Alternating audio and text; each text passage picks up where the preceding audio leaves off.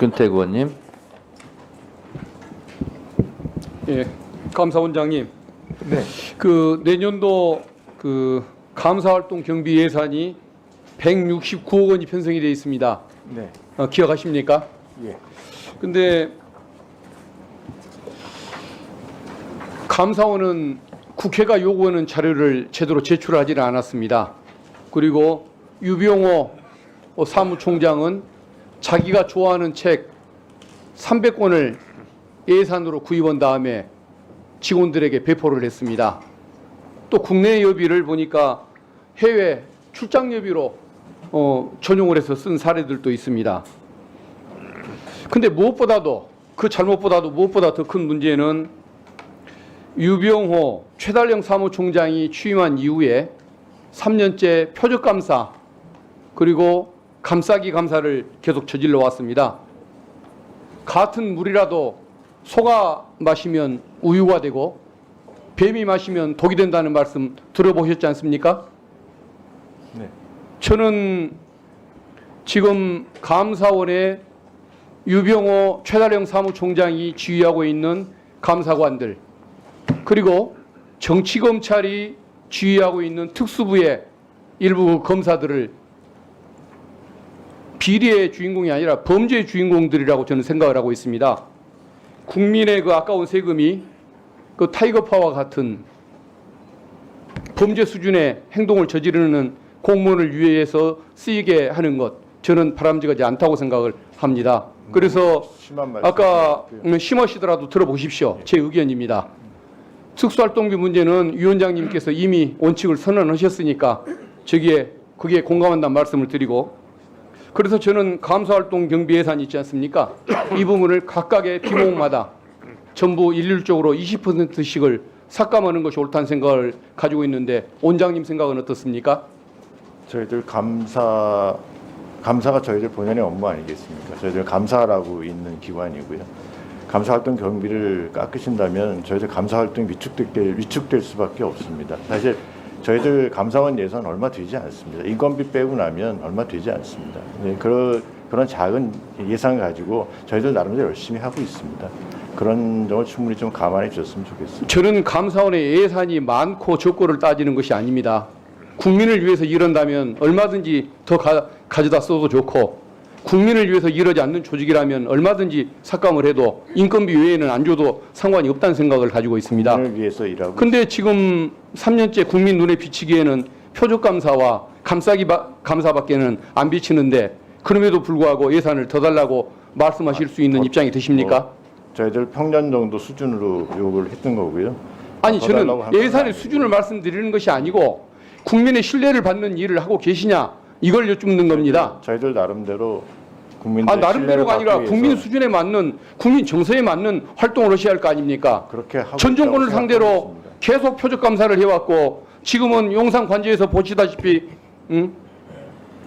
현 정부를 감싸기 위한 감사를 하고 있는데 어떻게 나름대로 열심히 한다는 말씀을 하십니까? 네, 전 정부 현 정부 가리지 않고 국민들이 의혹을 제기하시는 부분에 대해서 저희들이 진상 규명을 위해서 철저히 파헤쳐서 감사 결과를 국민들에게 공개를 전혀 세금을 내는 국민들의 의사와는 동떨어진 말씀을 하시는 것 같아서 마음이 아픕니다. 아니, 무슨 취지로 말씀하시는지 이해는 됩니다만은 하여간 저희들 그래서 저는 우리 원장님이 국민의 그 신뢰를 받는 감사원으로 만드시려면 그 타이거파들부터 정리하시는 것이 맞다는 생각이 듭니다. 그 타이거파 하는 것은 저희들 직원이고 다 열심히 일하고 있는 직원들입니다. 그 직원들이 감사원에 제가 그동안에 가져왔던 감사원의 이미지를 망친다고 보기 때문에 그 말씀을 드리는 겁니다. 그것은 예. 지금 정치검사들 출세를 위해서 이러는 그 특수부의 뭔가 참 희한한 그 검사들과 전 비슷한 수준으로 타이거파를 보고 있는 겁니다. 그 직원들이 하여간 정부에서 하고 있었던 일들 중에 잘못된 부분에 대해서 실체적 진실을 규명하기 위해서 열심히 노력한 것 이상은 없습니다. 네, 아무튼 뭐 원장님은 그렇게 생각하고 계신다는 것 일단 알겠습니다. 예. 하여간 뭐 우려의 목소리는 제가 충분히 감안해서 잘 설명하도록 하겠습니다. 잘 좀 통제 좀 해주십시오. 법제처장님, 네. 그 법령정보센터 화면을 시각장애인들이 접근하기 좋게끔 그 시스템 개선하는데 7억여 원의 예산이 필요하고 그다음에 법조교육 시스템 그 DB가 해킹당하지 않도록 네. 그 망을 분리하는데 3억 정도 예산이 필요하다는 그런 의견을 들은 적이 있는데 그게 그렇습니다. 절실한 예산이 맞습니까? 네, 그 절실한 예산입니다. 네. 주십시오. 예. 예, 예.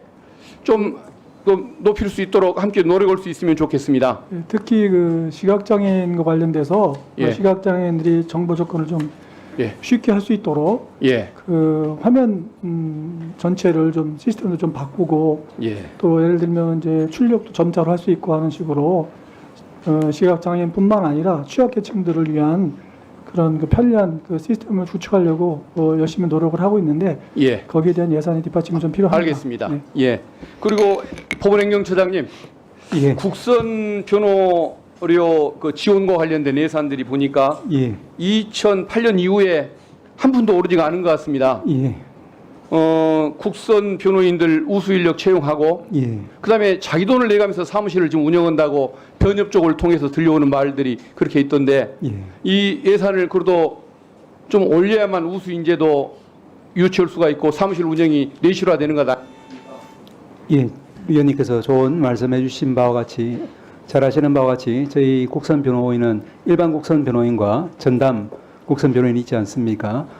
그런데 전담 국선 변호인 같은 경우에는 주로 어려운 사건 위주로 정해진 사건을 맡는데 그분들이 지금 이제 그 시간당 급여 수당이라고 하는 것이 일반 국선하고 역전이 될 정도로 지금 이제 급여 사정이 좋지가 않습니다. 예산 문제 때문이라고 말씀드릴 수 있고요. 또한 일반 국선 변호료는 아시는 바와 같이 이제 저희들이 해마다 지금 연체가 되고 있습니다. 그런데 이제 이 부분은 정말 저희들이 말씀을 좀 드리고 싶은 것이 그 예산이 충분하지 못한 반면에 저희들이 이제 피고인의 인권 보호를 위해서 또 신속한 재판을 위해서 가급적 많은 피고인들에게 국선 변호인을 선임해서 재판을 진행하고 있는데 그러다 보니까 과거보다는 훨씬 많은 국선 변호인이 선정되는 데 반해서 예산은 훨씬 더 많이 지출되어야 할 구조임에도 불구하고 누적적으로 예산이 이제 연체됨으로 인해서 큰 곤란을 겪고 있는 상황입니다. 많이 관심을 가져주시면 그 부분에 대해서 저희들이 구체적인 상황을 상세히 말씀드리도록 하겠습니다. 네, 수고하셨습니다. 강아지, 강아지. 네? 아니 아까 안 한다고 그래가지고. 곽기태. 아 그래요? 알겠습니다. 곽기태 의원님 질의해 주세요.